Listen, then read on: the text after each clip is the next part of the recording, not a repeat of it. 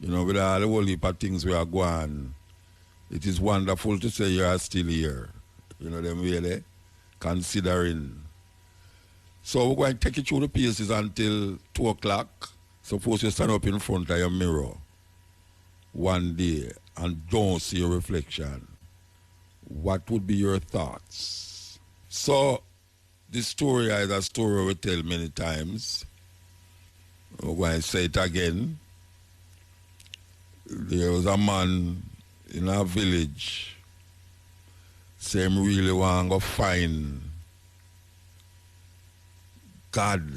He want to find the highest level of consciousness that you know about. So, I'm going to go to some sage, some priest or monk to tell him which part him can go or what can he do to reach the level of what I call nirvana, heaven, blissfulness, utopia.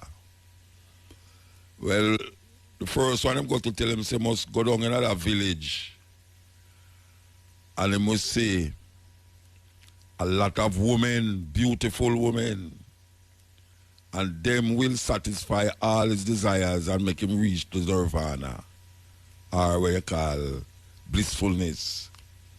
So I'm travel for days and go down to the village, buck up and whole heap of women, and after him done go through everything, him find out, say, no, him not find God, or where I look for. Him not find the consciousness where I look for. Him still have to find out now which part this consciousness there, which part this heights of levels, this what them call God, the Buddha, which part him there. So him start to ask a next sage again, and sage say, all right, there's a war in a next village.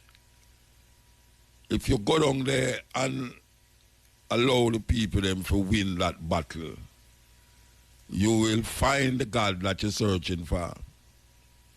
So I'm taking sword and all the things that are necessary for fight, and him go down in the village and fight in the war, and it so happen that the village where I fight for win the battle.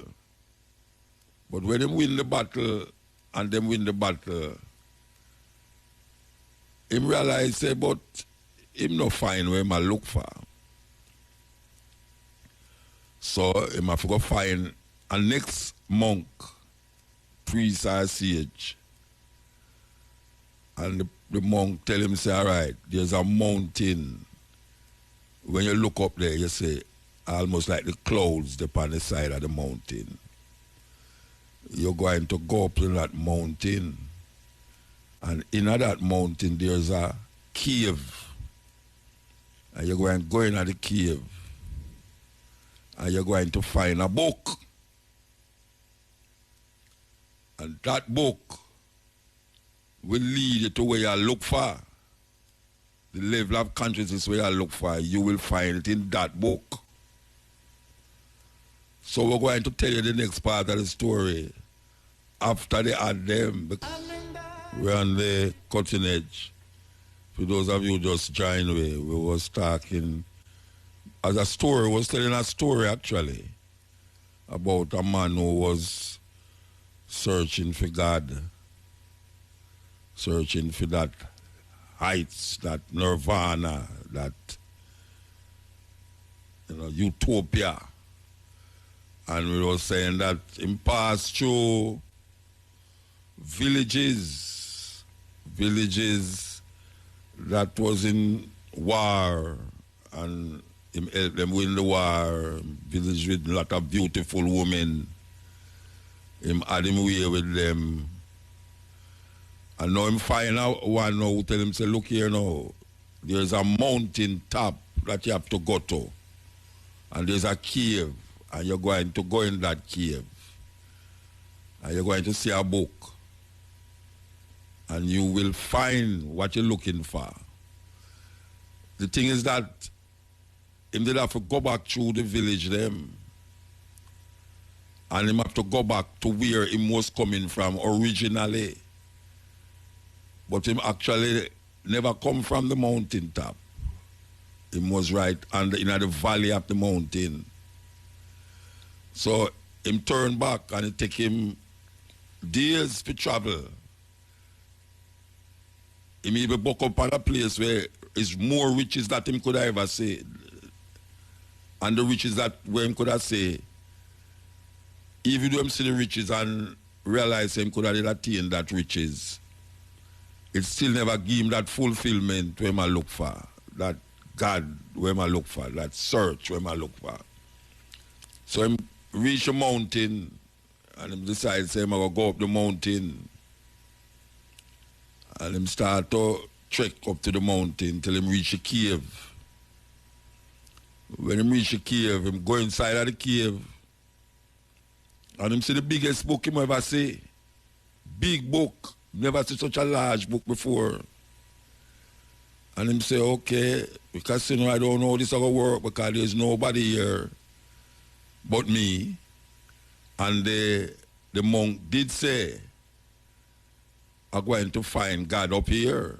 But how can I find God in a place where I alone is with a book? So him say, remember, he must open the book. So him got to know, and him decides say him going to open the book. Him open the book to page 1. And what him see in the page was a mirror. And him said, this come like a game, you know. This come like a joke business. So him turn the next page, and him see a mirror. And these 2 pages are reflect himself in it. And him keep turning the pages and all him say upon the pages was mirrors of himself, was reflections of himself. And him really try to figure out what the hell is happening here now, because how can this man send him on such a long journey to find a book with mirrors, the book of mirrors, that only reflect him. And then him say, a man coming out of a dark place. Where him look is a same monk. Where him tell him say, must come to the mountain top, to the cave. And him say the book. And in that book him will find God. The sage come out, him look on the sage and say, what kind of joke is this? I've traveled so far, for days traveling on this mountain, and you told me that if I come to this book and open the book, I will find what I'm looking for. The monk looked upon him and said, you have found what you're looking for, but it's just because what you're looking for look like you, why you choose not to accept it. Because really and truly, the God that you're searching for is you. Yes, the mystery of God is always a mystery to man, even though it's man design all of the concepts and ideas. And him try to project it outside of himself and not recognizing that all him trying to do is find himself. All him trying to do is find himself. But sometimes searching for yourself carry you through different trials and tribulations, agony and pain, and sometimes joy and happiness too. We all search for that nirvana, that utopia, that never-ending bliss. But most of we grow up to search for it outside of ourselves. And we lose trust in ourselves. You know, sometimes them say, you are what you eat. I say, you are what you think. You are what you think. And sometimes your mind carry you in some places where your body can't ever go. But it's still you I go there. Because there's no mind in mind. So come back now to the first question where we ask. Suppose you're looking at a mirror. And when you're looking at the mirror, you don't see yourself. What would you think? Because we remember growing up and we watch Dracula movie like called Dark Shadows, for those of you who like me, and Barnabas Collins, the Dracula. We all will realize in reflection not show in a mirror. In reflection don't show in the mirror. And that's a scary thing. If you're a human being and your reflection don't show in the mirror. And then there is Medusa. Medusa the Gargan. For those of you who don't know about Greek mythology, I could tell you about Medusa. Medusa was a mythological woman who lived in a cave, and all her hair was snake. Snake in her head, just a grow up in her head, pure snake. Look like a locks. One of them thick up locks, but according to the mythology, is snake. So this woman grew snake in her head, and she live in a cave, and anyone will look upon her, face to face, eye to eye, them turn stone. Anyone will look upon her, face to face, turn stone. And this man, I don't remember what his name, him decides, say, this woman is a terrible thing, she have to get rid of her. So I'm going to find out now, how can he get rid of this woman without him looking upon her? So I'm take him shield and him sword and go up in the cave, and next cave argument again. And next cave argument in the night, yeah. But this story is very important to the scheme of things. Because it's a kind of wisdom and faith and understanding that is not in the Bible. Because not only in the Bible we find things to live by, even though we grew up in a society that make you feel that way. So this man take him sword and him shield, and him decides him go kill Medusa because she is the reason of many men dying, trying to look at her and turn to stone. So I'm going to the cave now, and the woman come out, Medusa, the Gargan. I know a whole heap of you might have heard that word already, the Gargan. Man did a sing song already, but I am the Gargan in this time. Well, the Gargan is referring to that Greek mythological woman named Medusa. She's the Gargan. So Medusa come out, and what the man did was so ingenious. Him take him shield and all in front of him face. That when Medusa look upon the shield, she see her reflection, and guess what? She turned to stone. That is how him get rid of Medusa, the Gargan. Him just hold up the shield in front of him face. And Medusa look upon the shield and see her own reflection and turn to stone. No blood shed. She just turned to stone. Now, the argument is,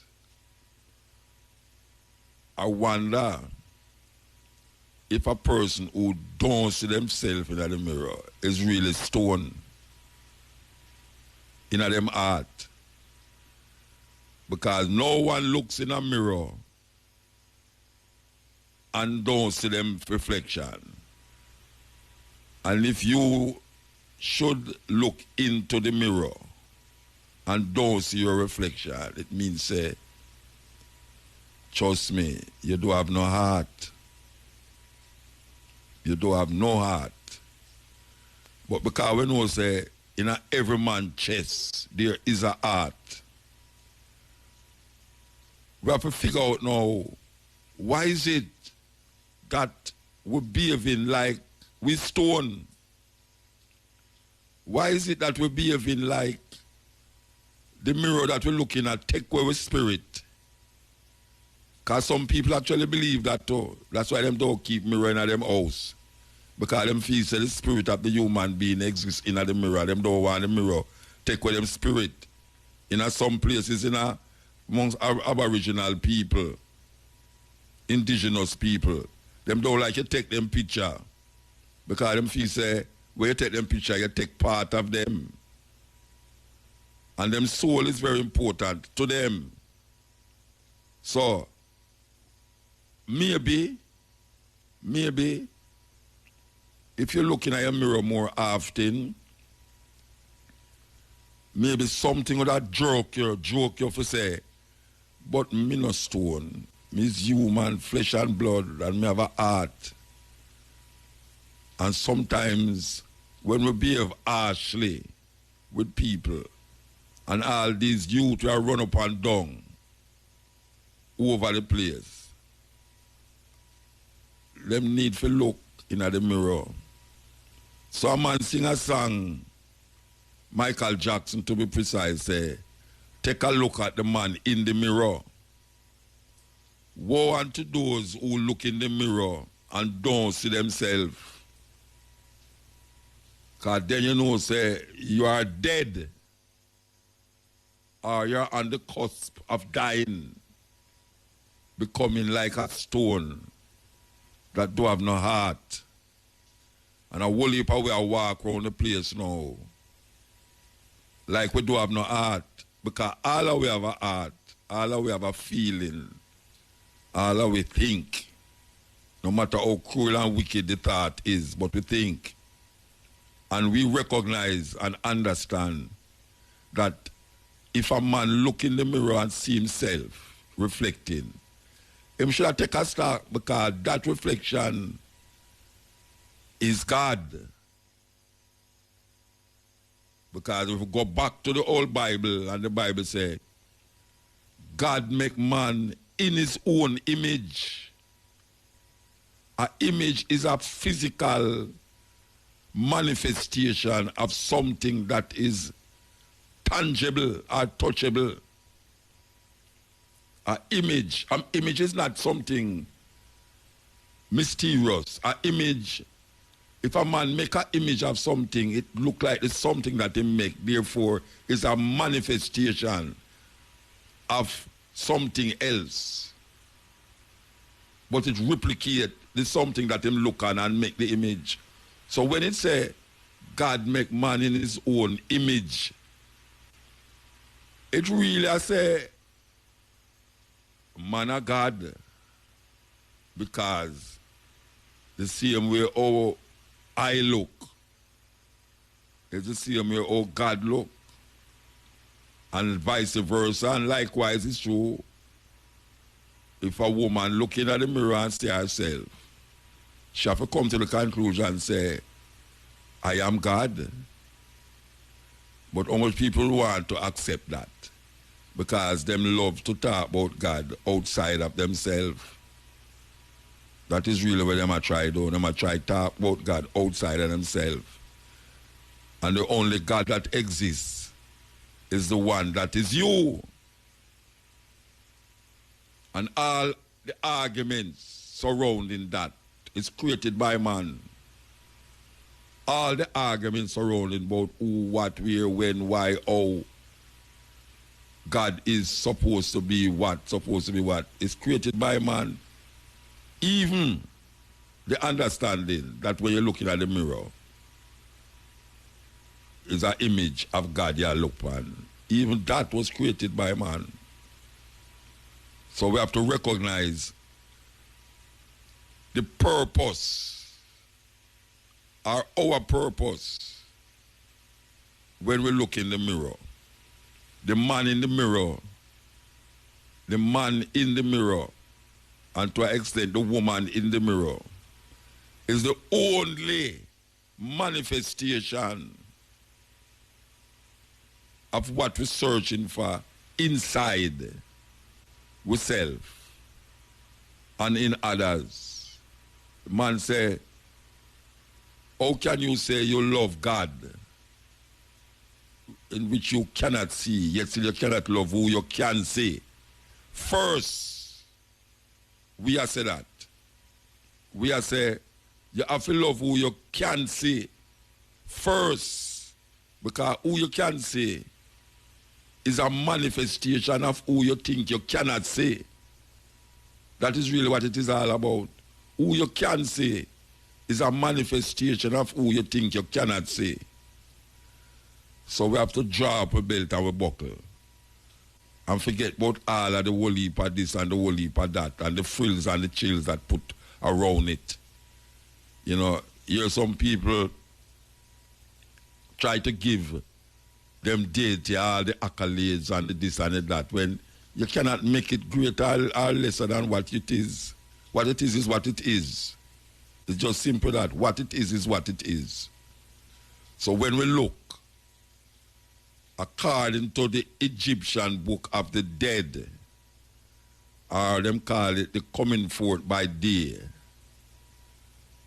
to see the goodness in things, you have to see yourself in that thing.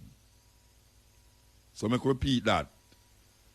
To see the goodness in things, you have to see yourself in the thing. Because that is the only way you can recognize the I and I concept. There's no me and you, or them and us. It's I and I, reflection of self. If you want to make a change, take a look in the mirror and start with yourself. That is really what it's happening to, and we are sending a messenger straight out to the youth them out there who take the opportunity to listen to them hours and night, yeah. Even though the rain a fall too, you understand? I mean, no say you gone in your yard still because you say, you know, when the police come go and angle, you know, we say you're there in your yard and turn on your radio and you say, Muta, come on, you know, I have to listen to him.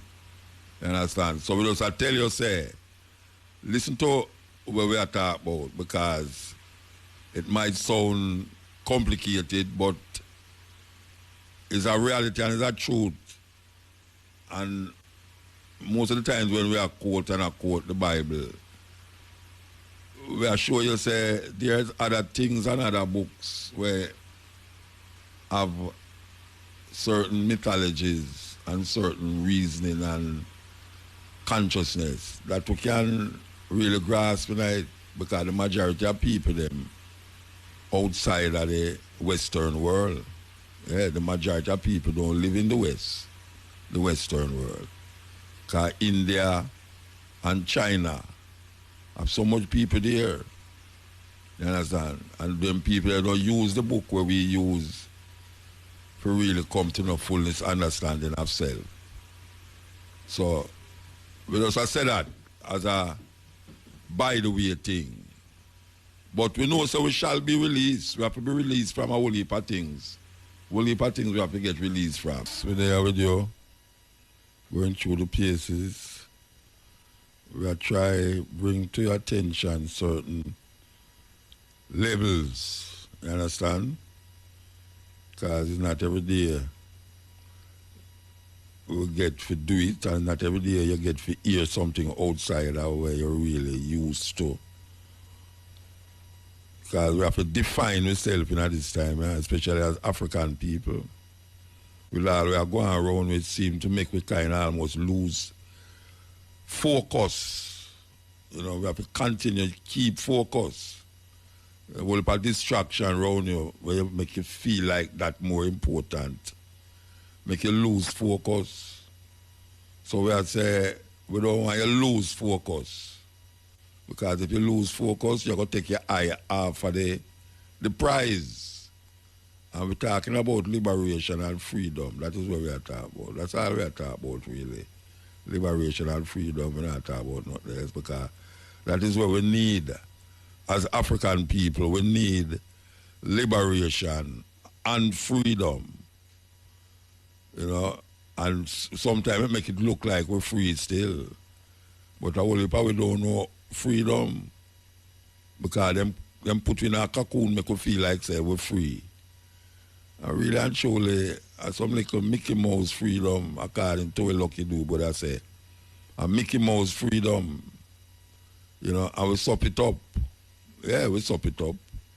We sup it up in a way where it start to become our daily bread, our daily food.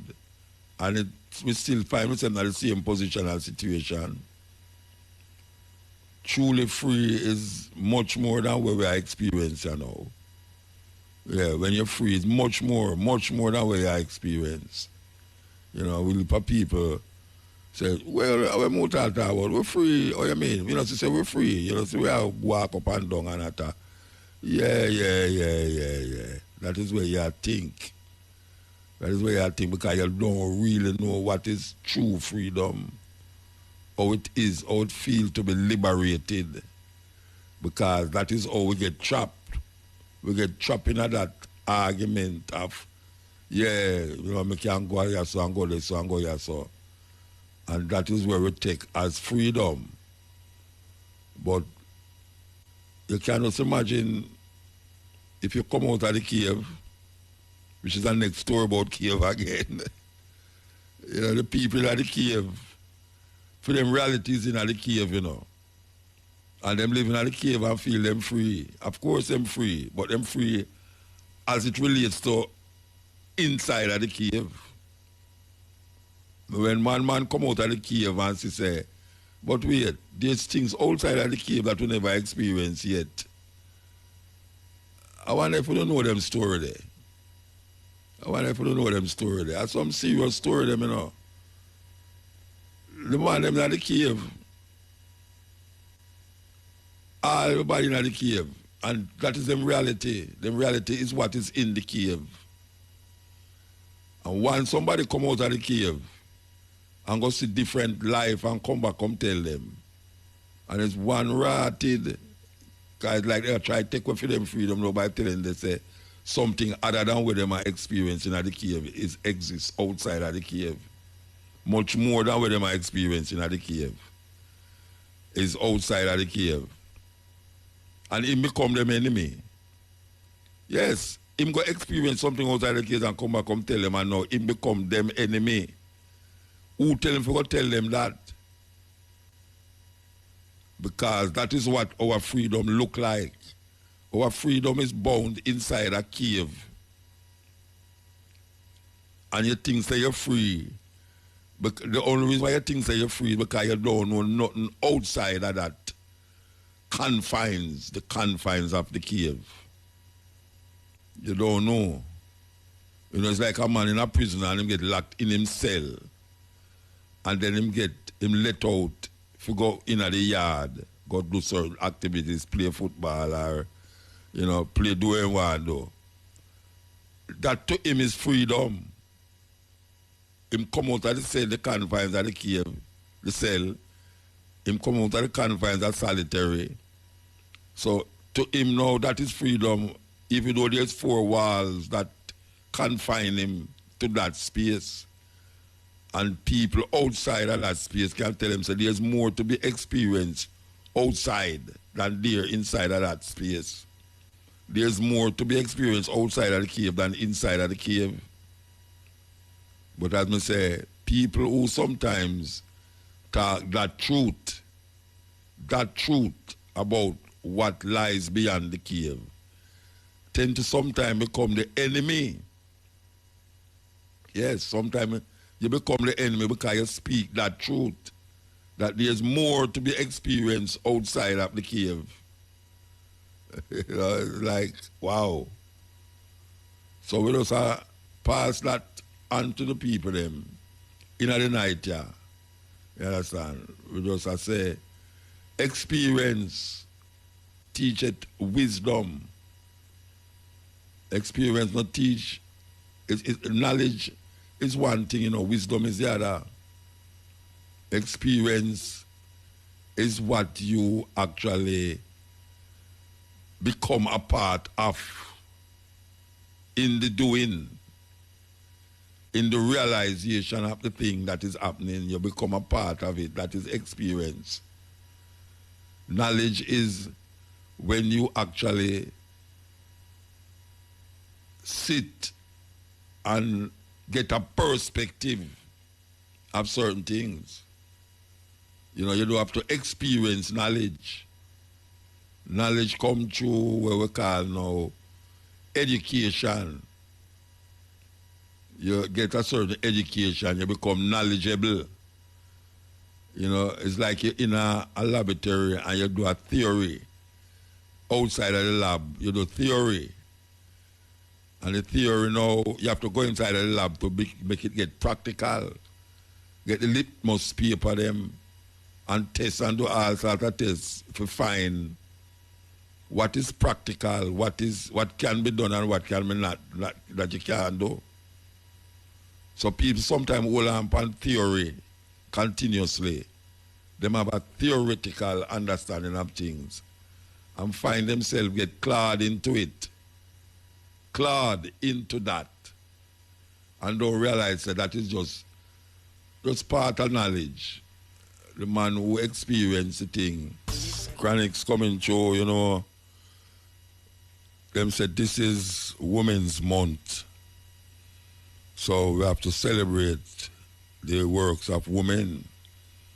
We have some Jamaican women that need to be celebrated. And people are hear about them. Morris, that woman who was the secretary of Haile Selassie and was a poet. And then they look upon her as a mad woman. I tell you, because she had take up for the rest of them. Them look upon her as a mad woman. Yes, she was very important to Haile Selassie. And they have a woman named Mary C. Cole. Mary C. Cole, a nurse who do great works. Great works. Jamaican we are talking about. As a matter of fact, you have a hall up at university called Mary C. Cole Hall. And I bet you say, if you check the majority of students them in the hall there, and ask them who was Mary C. Cole, them don't know who was Mary C. Cole. That is where the system set up a certain way to teach about things that is not of you. Because people will tell you about whole heap of Europeans, Napoleon Bonaparte, and I mean, not no wrong to know about these people, but not at the expense of your people. And that is how them twist and taint history. Them taint history in the interest of themselves. And then everything where you supposed to know look like it's bad something or is just irrelevant. Irrelevant to who? So we hear about Morris,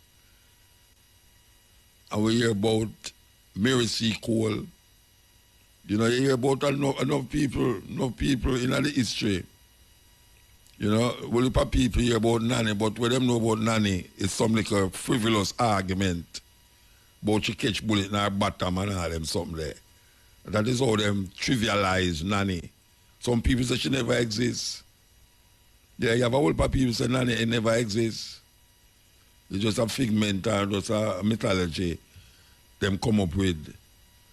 But we know and we understand that a whole heap of them things what them tell we is just a great big deception. Part of them plan to deceive the people continuously. And now the youth them come up without any reference point. You have to have a reference point. And history is the greatest reference point.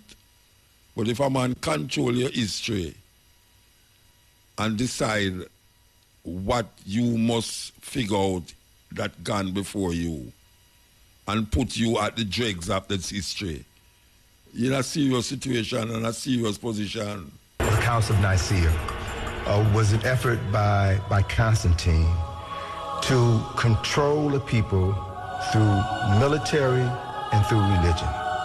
Whoever can control your concept of God has a weapon more powerful than any physical weapon, than any sword, any gun, any atomic weapon. Whoever controls how you relate to the unseen presence of God will not only control you, but can control your children and your children's children. So it was at the Council of Nicaea that the Constantine, this emperor, needed to find a way to consolidate his power, because the people that he conquered in various parts of the world had different religions, different ideologies.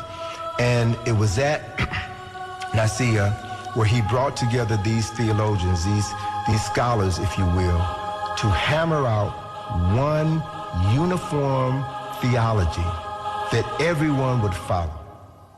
And if Constantine could convince people to take Jesus as God on earth and change that he was a human being, then they could take over the control of the Catholic Church and make one.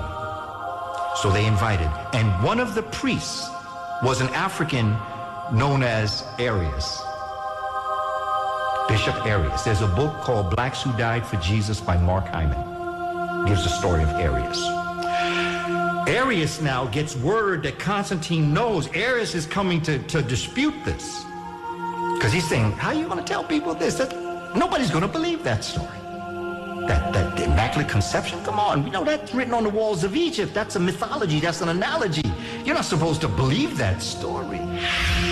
That's a nice story to live by, that each and every one of us has Jesus within us and every birth is an Immaculate Conception. But there was no one boy born as the Son of God, the freak. Come on, you can't. Constantine said, look, come on over here. Nicaea, I'm going to talk to you. He found out that he was going to be assassinated. So he fled into Europe with his followers. Arius and his followers became known as the Aryans. Wouldn't Hitler have a heart attack if he knew who the real Aryans were? They were a bunch of black folk. Everybody who was worshiping ISIS and dealing with mostly a Kemetic religious philosophy, they said, we can't do this. This is ridiculous. This reminds me, there's no man called Jesus Christ. We ain't never heard of him. Well, Jesus Christ will take Jesus, which was the sun god in the West, and we'll take Christos, which was the sun god in the East, and we'll put them together. We'll have a name. And so what did he do?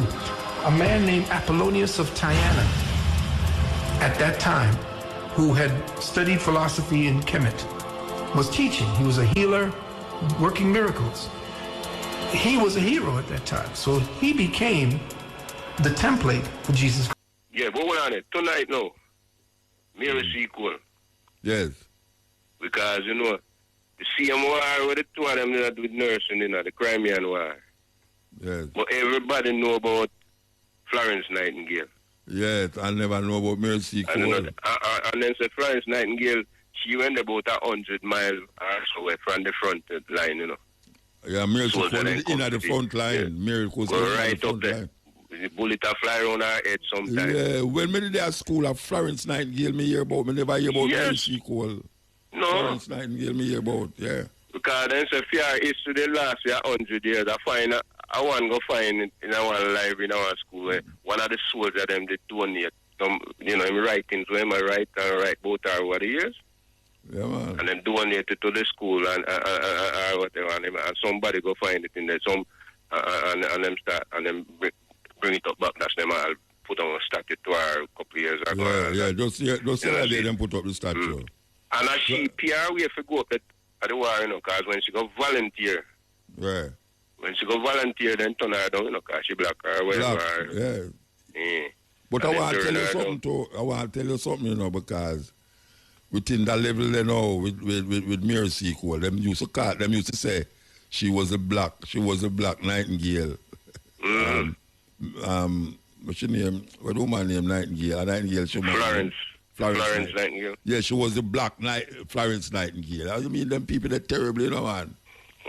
And Mercy Cole in at the thick of the back, you know. And I the soldier them, you know. And she, you know, become the black Nightingale. You know what I mean? And the next thing, Medusa. Yeah, the garden. Right? Yeah, well, I know the garden. I three sisters them, you know. Yeah. Three of them are then called the garden. Yeah, but she, you know, you say, to me remember it. A year, you know, a donkey years, you know, but to me remember it, I'm not turn that stone. He went sneak up on her, him looking at the mirror.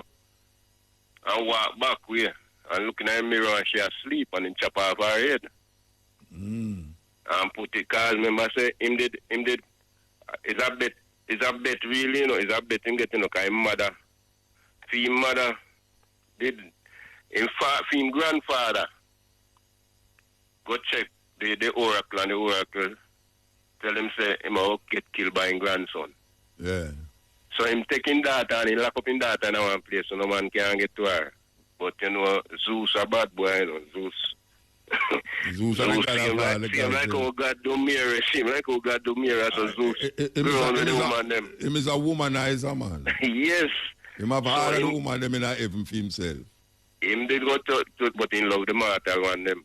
Yeah. And he go touch her, him get her pregnant to I want them say a golden drop of rain or like so or something like but that. wait, stick up in. Don't forget what you say, but you see the part of the Bible, I think at Genesis 4, where say the sons of God saw that the daughters of men were fear and took unto themselves wild, and in that day giant will come. And them story there, them think they are come from, you know. Yeah, man. Yeah, man, the sons of God, and the sons of God saw that the daughters of men were fear. Is a Zeus argument and Hercules and all them people there. We saw that the daughters of these people and then look fear. Yeah, them took unto themselves wife of those people. And then too, you know, you should have same thing there when about the Nephilim. When they say and them are great men, big men, to me, it means translated the meaning, you know, me get out tight, you know, must mean say them big in a stature, you know, them a giant, you know, them, because them mind, mentally, them know things, because if I angel, can be like that, you know, enough ways to interpret it. Yeah, just but like, go back to this thing, because there's so much interpretation of that story there. That's true. The one with the gargan me I talk about, the Medusa. All right. Yeah, so him get her pregnant like that. And when time the father find out and right, him say, well, when the son know, him just take she and her son, but he never want to kill them, because he love them. But he put them in one chest and put them on the sea and set them afloat. But Zeus now go talk to Poseidon. You know, say him are the king of the sea, him are the god for the sea. And call him Neptune, Maroon, and call him Neptune. But Poseidon, Poseidon run the sea, that's in a Greek. And talk to him, man, so the sea stay calm. And he end up on an island there, and one fisherman pick him up and grow him. But the fisherman brother went king of the island. Him see the mother and love off the mother. But Perseus never like it, that the son Perseus and him kill the garden. And bam, I mean, I ain't so I'm not trying to figure out how he can get with him. And one day he Perseus a bow, so him can kill the garden, Medusa, the bad one. Because Medusa and the bad one out I cheer them. And him, so he just say, all right, you say you can't do it, your way do. If you can't do it, then you have to make me marry your mother. And he take the bet. But he go and he boom and him go find a tree witch. I don't remember what they call them. Grass and like so. I don't remember exactly. But find the tree witch them. You remember that part there? Tree witch they only got one eye and one teeth amongst the three of them. So like Cyclops. No man, no Cyclops. Cyclops got one eye and eye for it. So. Yeah. But out of the tree, you know, yeah. But then one eye where them have to share for the three of them. So one take one and look and can't see for a while. Then you know, I see that movie there with it, you know. I see that movie with it, you know. Believe that's probably not Jason. Well, Jason and the Argonauts. Jason and the Argonauts, you know. I see that movie. I book them and read one little bit. Yeah, but you know. Nice. I don't know if it's a version of the story or what, but a version of the story. Say she turned it, she looked back in the mirror and see herself and turned her stone. Yeah, some my story different. But the one I know say when he chop off her head from the blood, you remember the wing ass, Pegasus? Pegasus, yeah. Because they say out of that spring forth her two sons, because she had two sons, Pegasus and I remember the other one name, some Cyphus, I remember. But Pegasus become the ring ass. Yes. You know, see? Pegasus are the main ass. That's why it flourished still all now. You have Pegasus white ass with two wings. Yeah. So him they get from the witch them in the teeth for their eye. Yeah. And tell them so they can't get there, them have to help him to go. Yeah, remember that story. So, remember the eye story. Yeah, and they help him to figure thief. Here these helmet will turn him invisible. Yes, And then get the bag to put the head in the arm and the mirror. Well, I think Tina gave him the mirror. Well, you have to go call back. I will. Because it's a very interesting. No, what me I say is it's interesting to talk them things because you hardly hear people talk about them things upon the radio. You know what I'm saying? You have Greek mythology, you have Roman mythology, you have Egyptian mythology. I will never hear about, all we can hear about is Jewish mythology. The Christian, Christian mythology. The one of my see is a point, them not to be taken literally. No, it's allegories. Yeah. Allegories. We have to move. We like when him call, you know why? Because it remind me of some things when I forget. Yeah, man, it remind me of some things when I forget. Yeah, very important things too. And even when him bring up back the Jason and the Argonauts and him bring up, what people could not even know what we are talking about, you know. But you can Google what we are talking about. When you hear about Zeus and Medusa and all of these things, you say, wait, what most of them are talking about? It's Greek mythology. Everybody have their mythology. Like the Ashanti have Brother Nancy. Brother Nancy is a mythology. Not a lie, it's a mythology. It's there to express something in human condition, but then put it in a way that it masks the thinking or the idea. So you don't see it as a literal thinking. So a lot of things in the Bible is not real. It's masks, them masks some ideas. You know, you have stories in a comic. We have some serious. When me a youth and me I read comic, me just read comic because a comic, but now me come realize it is the person who writing it is trying to show you something in real life, but then put it in a way like it's a fiction. Just like some movies. A lot of things we used to watch in the movies. And we say, where them get them things from now? It become real. Remember Lost in Space? You used to watch Lost in Space? You never see them have cell phone in a Lost in Space. You know, like from me a little picnic, black and white movie, me I watch Lost in Space. I'm see them with cell phone in a Lost in Space. The other day me I look on some of the old one, them and me I say, wait. Just the man take off a cell phone there. Them things that was not heard of. Cell phone is a whole heap of things. And then you have a next joke one named the Jetsons. When you look on the Jetsons, you know, you have some real thing in there now will become reality right now. You understand? But then now you have stories where them try to depict stories in a certain things that you can't believe, say, Superman and Batman is real. Nobody don't believe that.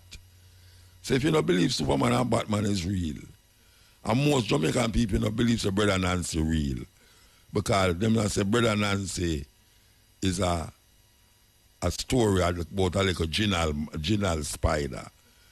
And you actually have you're making the spider become what I call it anthropomorphic, of the qualities and the character of a human being. Just like what most people do with God. They make God as an anthropomorphic being, meaning, you know, all the attributes and characters of a human being, you give it over to God. So nobody believes a spider. There was a spider named Brother Nancy, and then a Brother Tukuma and Brother Tiger, because these tigers are the most talking. So if you don't believe that, but you know the story have a meaning behind it. It's an allegory. There's a story behind that. Brother Nancy's story. It's not just a story man just come up and talk. Him say, this is a story. It's not a real Nancy. Most people don't believe it. Most Christians don't believe it. Then why the hell you don't want to believe that snake attack to a woman?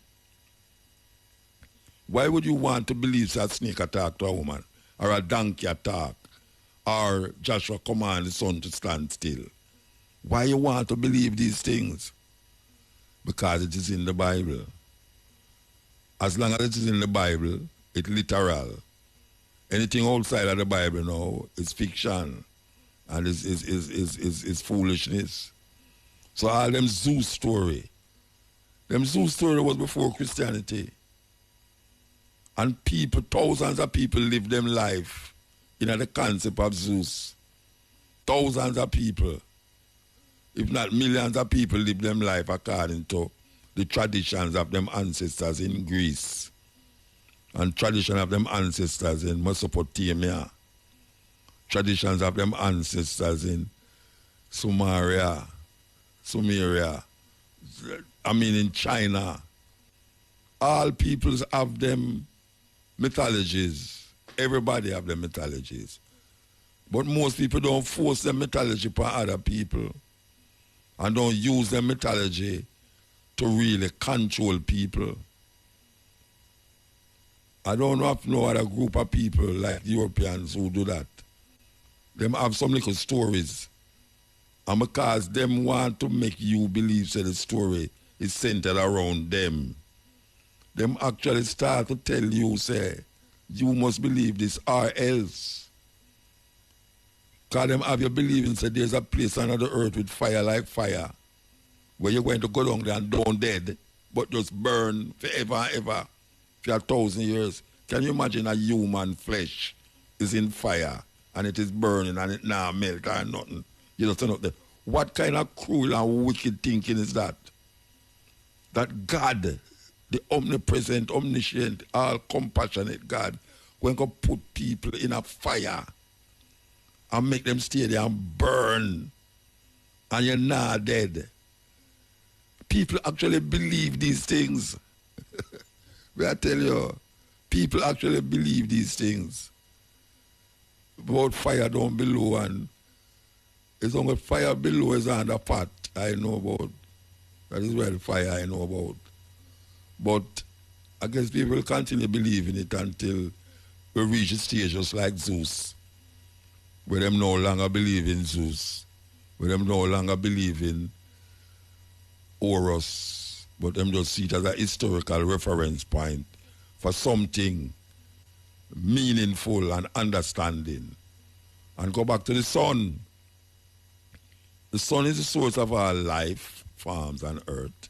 No life can enter or live without the sun. So it is better to really look at the sun and give homage to the sun rather than talk about a man who passed gone and you don't even know if he'll be dead or not. Yes, it's a serious thing. Because who can deny the power of the sun? As Christians turn the S-O-U-N, the S-U-N to S-O-N. That is what them do. Them say the sun in the sky, which is that the Egyptians them used to do. Them tell the sun is the embodiment of that sun mythology is placed in a human being. And that's what we call anthropomorphism. That you place these stories that was weavering and woovering around Eastern Africa and Northern Africa in those times. And now it becomes stories that if you don't believe it, them say you're going to burn in a fire. I like me don't burn in the fire already. As a matter of fact, and me create the fire and put wood in the fire. Make it blaze.